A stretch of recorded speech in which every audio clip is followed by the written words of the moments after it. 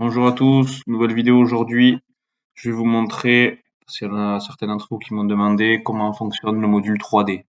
Donc voilà, on est en train de basculer tous nos châssis sur le module 3D, sauf la jalousie pour le moment. Donc les châssis en 2D sont de moins en moins entretenus, sont de moins en moins mis à jour, donc il faut vraiment basculer sur les châssis en 3D parce que ceux-là vivent et sont mis à jour. Donc je vais vous montrer un peu tout ça. Donc je vais faire une nouvelle affaire. Voilà, donc nouvelle ligne d'études, châssis bibliothèque.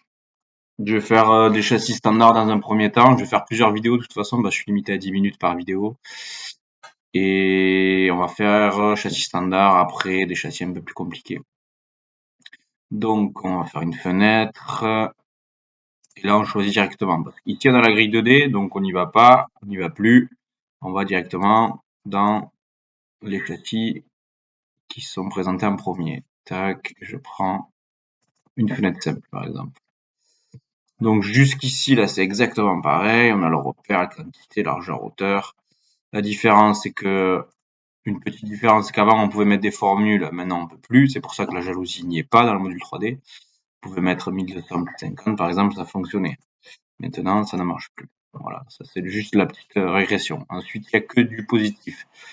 Donc tous dans la première page rien ne change, par contre si on va dans la grille, ici il y a la présentation, il y a des choses qui changent. Donc avant, sur la 2D, si vous vous rappelez, on avait des onglets ici avec largeur, hauteur, ensuite on avait arête, les nœuds, les remplissages, voilà. Maintenant, cette arborescence se retrouve ici. Arête, nœud, remplissage. Et les dimensions, elles se saisissent directement sur le dessin. Donc là, je clique sur la cote, je mets 1000, entrée, là, 600, entrée. Voilà. Une fois qu'on les a rentrés, on voit le cadenas se met en rouge, donc la cote est verrouillée. On verra après qu'on aura des composés, comment on saisit les cotes, mais bon, il y a rien de compliqué, c'est juste verrouillé ou pas verrouillé. Et ensuite, on peut aller donc dans les dormants, les nœuds ou les remplissages. On peut également cliquer directement sur le dessin. Si on clique sur l'ouvrant, on va directement dans l'ouvrant. Si je clique sur l'arête, on va directement dans les modules arête. Voilà. Ici, on a toutes les arêtes différentes. Et ça, c'est exactement pareil qu'avant. Si je fais un double clic dessus, là, vous reconnaissez la même fenêtre qu'auparavant. Choisir notre dormant, etc. Voilà. Ça n'a pas changé. Ensuite, la différence aussi, c'est on sélectionne avant, par exemple, où on veut mettre la référence plutôt qu'après. Donc on clique et après on vient mettre dormance en couvre-joint. On clique ici et on vient valider avec la flèche ici.